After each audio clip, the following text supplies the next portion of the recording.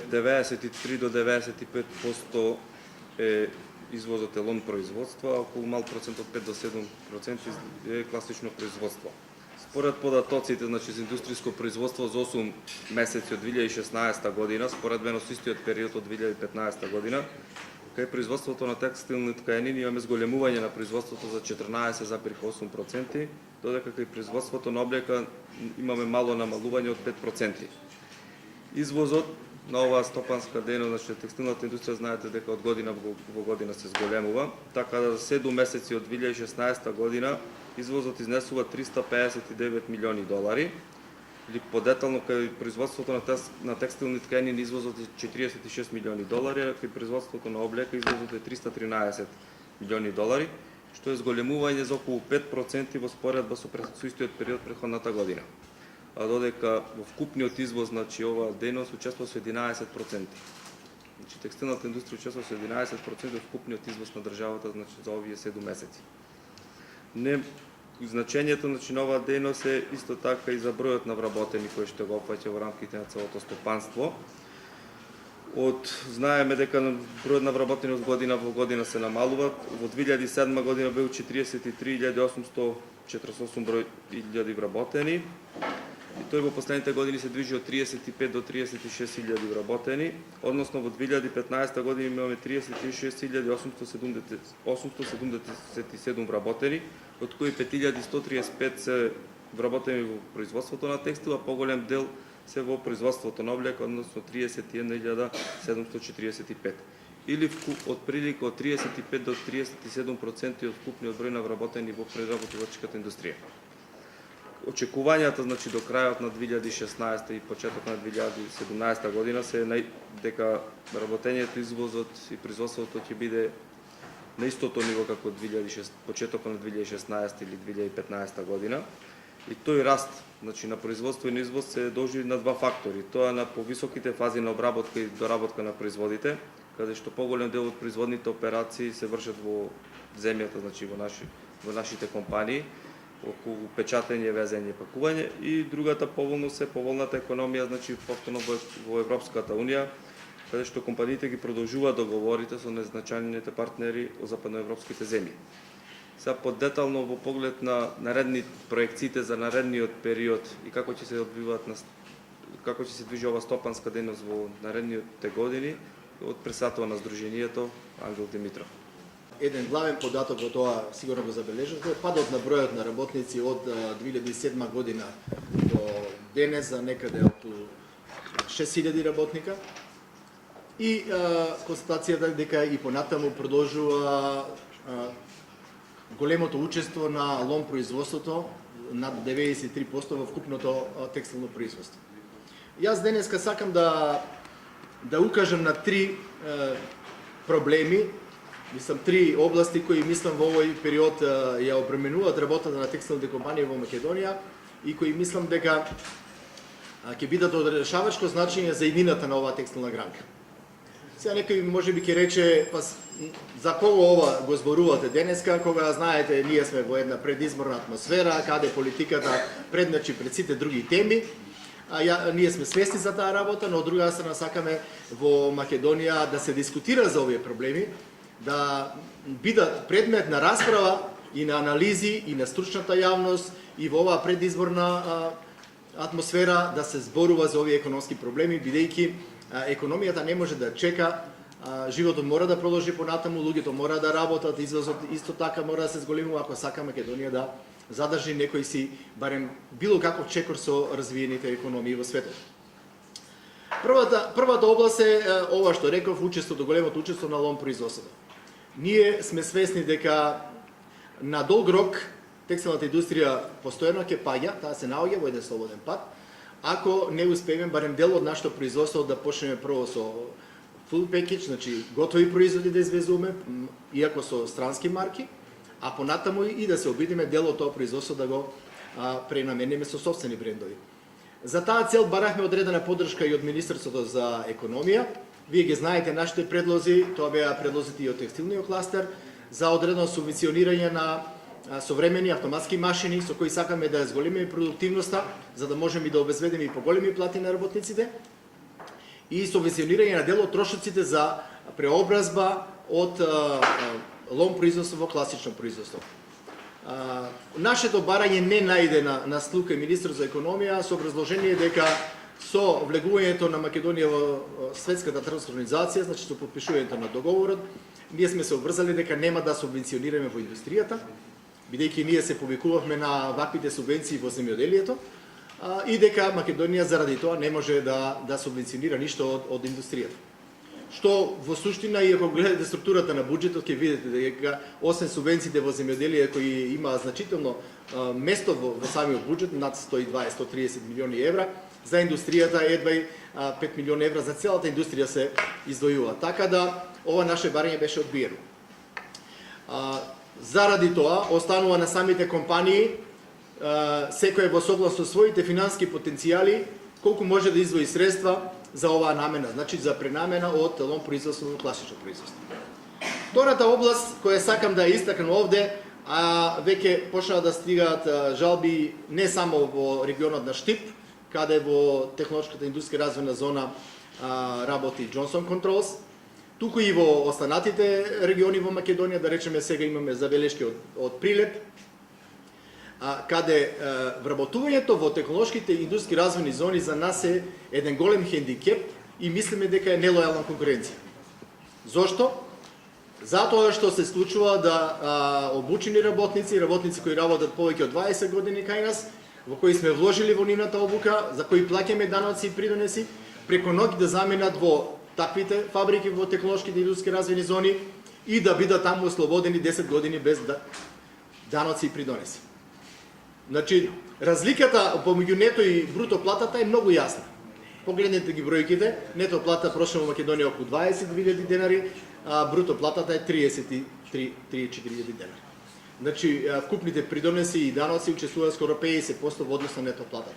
Тоа и овозможува на овие компании со таквите ослободувања да ни бидат нелојална конкуренција и дел од овие пари да ги дадат на вработените, со што вработените нормално имаат интерес да заменат таму. Ние не сме и не можеме да бидеме против да се забрани наши работници да заминуваат во тие компании. Тоа е, впрочем, и уставно право на секој граѓанин да избира каде ќе работи. Но, од друга страна, сметаме дека ако сакаат да користат такви привилегии овие компании, мора да вработат луѓе од Агенцијата за вработување, значи да имаат трошоци за нивна едукација, па на база на тоа да ги користат овие привилегии. Во овој случај што се случува? Се случува да работниците овде за нив плаќаме даноци и придонеси, го полниме фондот за ПИОМ и здравствено осигурување, а тие таму заменати се ослободени. Значи го нарушуваме и самиот фонд за ПИОМ, кој без ова, заради познатите причини, има големи проблеми. Затоа бараме минимум барем да се изедначат условите за вработување на вакви работници, како што е за проектот Македонија вработува 2, а беше и со Македонија вработува 1. Значи, ако македонска компанија сака да вработи младо лице до 35 години и да користи 3 години без придонеси, тоа го возможува овој проект, тој вработен мора да биде најмалку 3 месеца невработен, компанијата не смее да има намалување на бројот на работниците.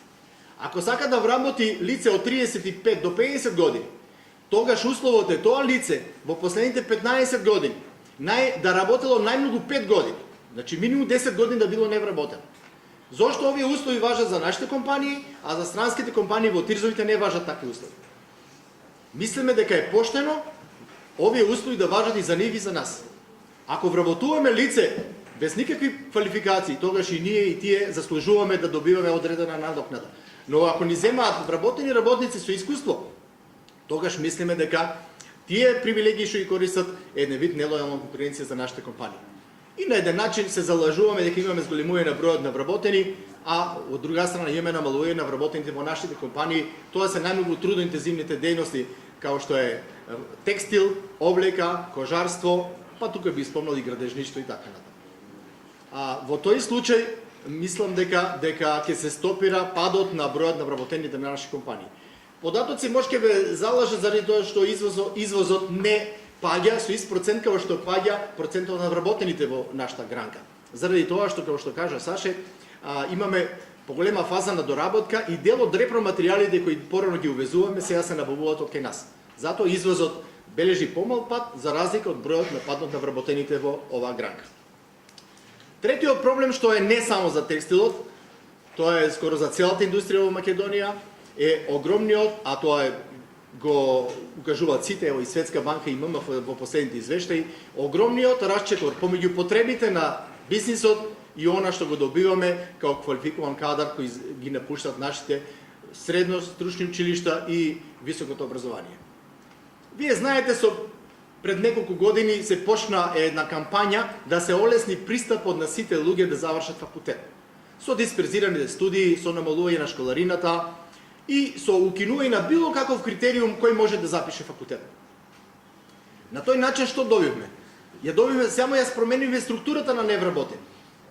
За разлика од порано што учеството на високото образовниот кадар во вкупните невработени беше понизок, последните бројки од Завод за статистика за месец 7 кажуваат дека моментално во АВРМ чекаат работа или бараат работа 13.146 дипломирани. Чекаат работа 890 магистри и бараат работа 31 доктор на науки. Што зборува ова? Дека имаме еден огромен прилив на висок стручен кадар, кој, да не речам лесно заврши факултет, ама барем лесно се запишал на факултет и кој има многу минимални знаења. Тие луѓе кои доваѓаат во компанија, барем они што имаат среќа да се вработат, нашите компании кажуваат дека немаат минимум знаење што е потребно за еден високо квалификуван кадар. Значи покрај тоа што треба да ги зголеми условите и критериуми за упис на факултет, не може секој да запише, и покрај тоа што треба да ги стимулираме средните стручни училишта кои треба да квалификуваат кадар за потребите на нашата индустрија, ние требаме и да створиме минимум критериуми за знаење. Не може секој да заврши факултет. Не може и тој што учил и тој што не учил да добие диплома. Само така можеме навистина да тој расчекор што ни се јавува на пазарот на труд да го намалиме. Исто така, уште во основно образование мора учениците да се едуцира и да се привикуваат дека средното стручно училиште не е навреда за нив, дека не мора да заврши факултет за да биеш вработен. Потребна е професионална ориентација, значи уште во основното образование и да се направи промоција на овие средни стручни училишта кои за жал во Македонија останаа празни. Никој веќе не запишува средно стручно училиште за текстил или за готвач или за гостител. Нашите исто така и хотелиери се жалат дека немаат доволно кадар. За да ова сето добро функционира, значи мора да се направи системна прогноза на вештини и предвидување на идните професии. Мора на секому во Македонија да е јасно дека оној што отвара нови работни места е бизнисот. Значи работодавачите ги креираат и ги отвараат работни места. И тие се оние што ствараат нова додатна вредност. А образованието треба да квалификува лица кои ќе одговараат на потребите на работодавачите. А не обратно. Според тоа што ќе најдеме во заводот, такви компании да отвараме и такви дејности да отвараме. Се разбира дека тука треба да се обрне вниманието и на неформалното образование и образованието за возрастни, затоа што ние како мала држава навистина не можеме да креираме толку многу наставни програми за било каков специјален кадар да добиеме обучен. Но работодавачите мора да имаат шанса на тие невработени каде да ги обучат, за кога ќе дојдат на работа да имаат минимум знаење за да можат да ги остваруваат работните врски. Од сето ова што го кажав, мислам дека е јасно дека соработката помеѓу образованието и бизнисот мора да се зголеми. Не може некој професор, да речеме од земјоделски факултет, да нема договор со некој наш земјоделски комбинат каде во пракса ќе ги види неговите научни знаења и откритија и ќе ги црпе повратните информации од таму. А тоа важи и за другите занимања. Не може факултетите да бидат сами за себе. Ако таа врска со стопанството не функционира, тогаш ќе имаме од една страна огромен број невработени кои ќе чекаат работа со својата диплома и огромен број на потребен кадар на стопанството кој ќе го нема. И на крајот останува она последното решение на тие луѓе. Јас имам диплома, јас не можам да идам сега во текстилна фабрика затоа што сум дипломиран психолог, ама полесно ми е да отидам во Италија да берам јабуки. Значи овој рачекор не е само проблем на стопанството што некои компании тие трошоци за тој рачекор го искажуваат и во цифри. Денеска имаше еден добар надпис, може се прочитале во утренски, сериозните држави прават пресметка колку ја чини државата расчекорот помеѓу потребите на стопанството и она што добиваат од агенциите за вработување. Во Македонија тој расчекор на крај краишта резултира и со огромен број на млади што се одлучуваат да заменат од државата, што мислам ќе биде катастрофа за оваа држава. Благодарам. Сега Почитувани медиуми, погледате на прашање. еден главен податок во тоа, сигурно го забележате, падот на бројот на работници од 2007 година до денес за некаде околу 6000 работника. И констатацијата дека и понатаму продолжува големото учество на лом производството, над 93% во вкупното текстилно производство. Јас денеска сакам да укажам на три проблеми, мислам три области кои мислам во овој период ја обременуваат работата на текстилните компании во Македонија и кои мислам дека ќе бидат од решавачко значење за иднината на оваа текстилна гранка. Сега некој можеби ќе рече, па за кого ова го зборувате денеска, кога знаете ние сме во една предизборна атмосфера, каде политиката предначи пред сите други теми. Ние сме свесни за таа работа, но од друга страна сакаме во Македонија да се дискутира за овие проблеми, да бидат предмет на расправа и на анализи и на стручната јавност и во оваа предизборна атмосфера да се зборува за овие економски проблеми, бидејќи економијата не може да чека, животот мора да продолжи понатаму, луѓето мора да работат, извозот исто така мора да се зголемува ако сака Македонија да задржи некој си барем било каков чекор со развиените економии во светот. Првата област е ова што реков, учеството, големото учество на лом производството. Ние сме свесни дека на долг рок текстилната индустрија постојано ќе паѓа, таа се наоѓа во еден слободен пат, ако не успееме барем дел од нашето производство да почнеме прво со full package, значи готови производи да извезуваме, иако со странски марки, а понатаму и да се обидиме дел од тоа производство да го пренамениме со собствени брендови. За таа цел барахме одредена поддршка и од Министерството за економија. Вие ги знаете нашите предлози, тоа беа предлозите и од текстилниот кластер за одредено субвенционирање на современи автоматски машини со кои сакаме да зголемиме продуктивноста, за да можеме и да обезбедиме и поголеми плати на работниците и субвенционирање на дел од трошоците за преобразба од лом производство во класично производство. Нашето барање не најде на слух и министр за економија со образложение дека со влегувањето на Македонија во Светската трговска организација, значи со потпишувањето на договорот, ние сме се обврзали дека нема да субвенционираме во индустријата, бидејќи ние се повикувавме на ваквите субвенции во земјоделието, и дека Македонија заради тоа не може да субвенционира ништо од индустријата. Што во суштина, и ако гледате структурата на буџетот, ќе видите дека освен субвенциите во земјоделие кои има значително место во самиот буџет, над 120-130 милиони евра, за индустријата едва и 5 милиони евра за целата индустрија се издвојува. Така да ова наше барање беше одбиено. Заради тоа останува на самите компании секој во согласно своите финански потенцијали колку може да издвои средства за оваа намена, значи за пренамена од лом производство во класично производство. Втората област која сакам да ја истакнам овде, веќе почнаа да стигаат жалби не само во регионот на Штип, каде во технолошката индустријска развојна зона работи Johnson Controls, туку и во останатите региони во Македонија, да речеме сега имаме забелешки од Прилеп, каде вработувањето во технолошките индустријски развојни зони за нас е еден голем хендикеп и мислиме дека е нелојална конкуренција. Зошто?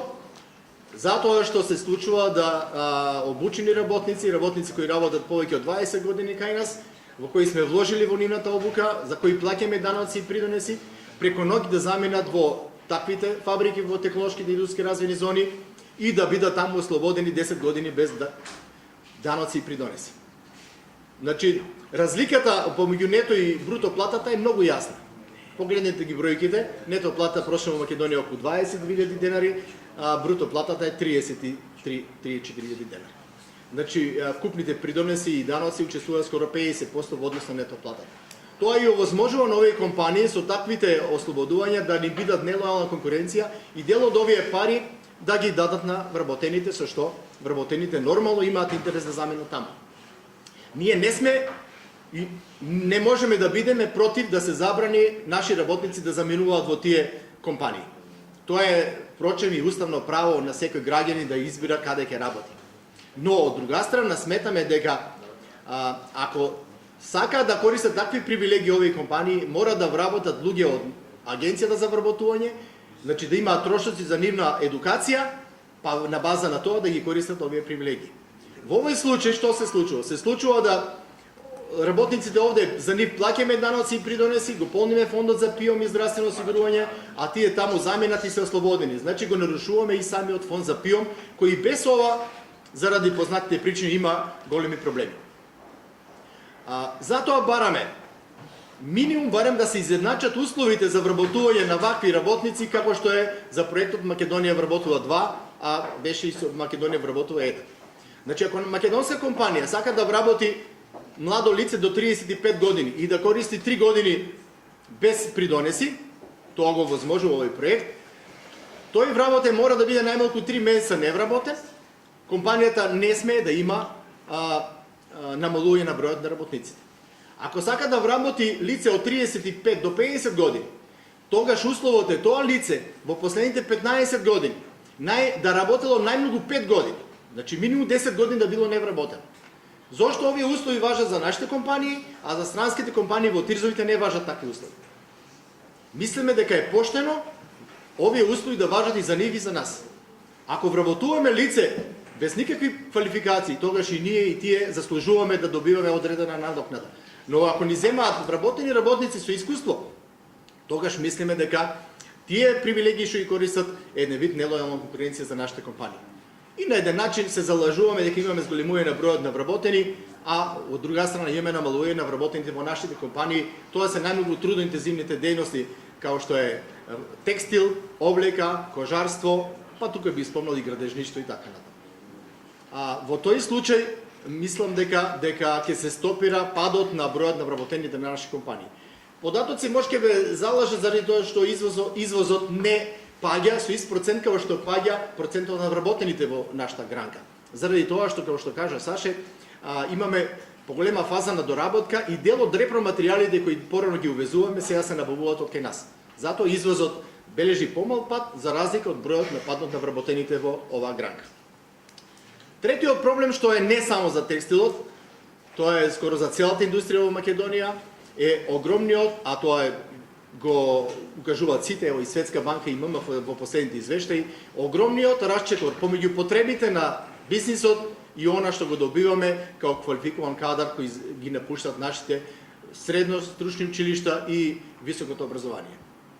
Вие знаете, пред неколку години се почна една кампања да се олесни пристапот на сите луѓе да завршат факултет. Со дисперзираните студии, со намалување на школарината и со укинување на било каков критериум кој може да запише факултет. На тој начин што добивме? Само ја променивме структурата на невработен. За разлика од порано што учеството на високото образовниот кадар во вкупните невработени беше понизок, последните бројки од Заводот за статистика за месец 7 кажуваат дека моментално во АВРМ чекаат работа или бараат работа 13.146 дипломирани. Чекаат работа 890 магистри и бараат работа 31 доктор на науки. Што зборува ова?